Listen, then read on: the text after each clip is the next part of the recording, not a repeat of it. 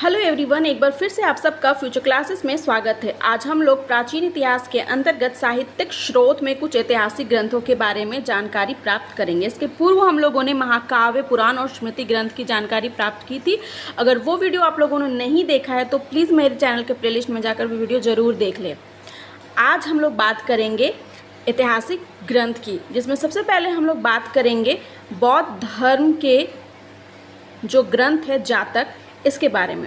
ये बौद्ध धर्म का बहुत ही प्रमुख ग्रंथ है और इसमें भगवान बुद्ध के पूर्व जन्म की चर्चा की गई है, यानी कि गौतम बुद्ध के पूर्व जन्म के बारे में इसमें विस्तार पूर्वक बताया गया है। बौद्ध धर्म दो भागों में बटा था, जिसमें महायान और हीनयान। जिसमें अगर हम बात करें हीनयान की, तो हीनयान का प्रमुख पुस्तक है कथावस्तु, जिसमें हम लोग भगवान गौतम बुद्ध के जीवन चरित्र को देख पाते हैं। यानी कि अगर हम उनके जीवन चरित्र की बात करेंगे तो प्रमुख पुस्तक होगी कथावस्तु, और अगर उनके पूर्व जन्म की बात करेंगे तो जातक।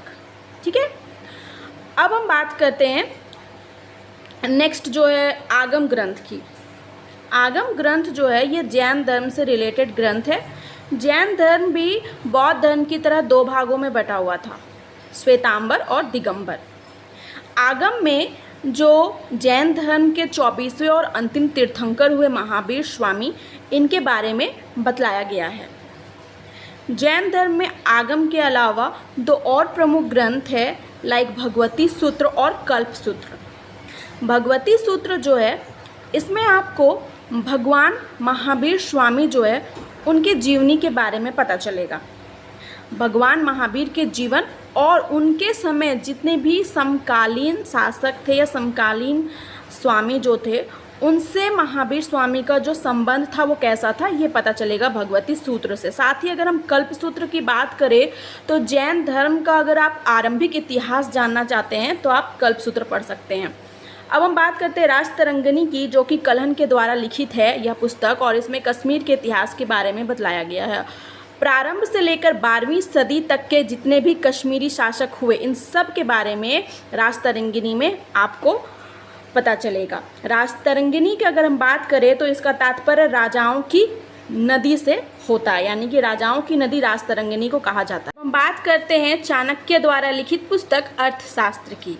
चाणक्य, जिसे आप कौटिल्य कह सकते हैं, विष्णुगुप्त भी कह सकते हैं, इसमें मौर्य वंश की राजनीति पर आधारित यह पुस्तक है।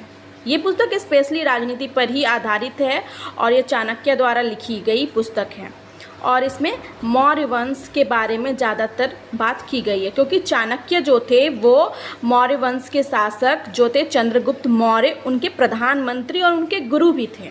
तो वो मौर्य वंश के बारे में ही लिखेंगे अर्थशास्त्र में, और उसी वंश से रिलेटेड जितने भी राजनीति की बातें थी वो सब इस पुस्तक में आपको मिलेगी। इस पुस्तक की तुलना मैकियावेली की जो पुस्तक थी द प्रिंस, इससे की गई है। और ये क्वेश्चन बार बार पूछा गया है कि चाणक्य द्वारा लिखित पुस्तक अर्थशास्त्र की तुलना किससे की गई है, तो मैकियावेली की पुस्तक द प्रिंस के साथ चाणक्य द्वारा लिखित अर्थशास्त्र की तुलना की गई है, जिसमें 15 अधिकरण और 180 प्रकरण आपको मिलेंगे। अब हम बात करते हैं अली अहमद द्वारा लिखित पुस्तक चचनामा की।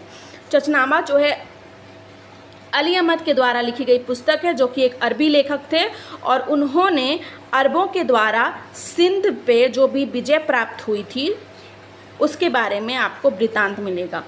अष्टाध्यायी की बात करें तो ये एक संस्कृत भाषा में लिखी गई प्रथम व्याकरण पुस्तक है, और ये पाणिनि के द्वारा लिखी गई थी, और सबसे पहले लिपि शब्द का प्रयोग इसी बुक में यानी अष्टाध्यायी में की गई है।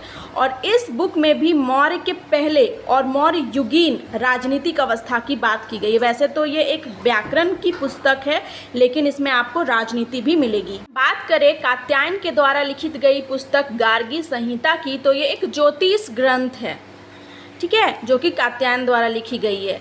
लेकिन इसमें यवनों ने जो भारत पर आक्रमण किया था, इसका वृतांत आपको इस पुस्तक में मिलेगा। वैसे एक ज्योतिष ग्रंथ है, लेकिन यवन आक्रमण के बारे में भी इसमें आपको जानकारी प्राप्त होगी।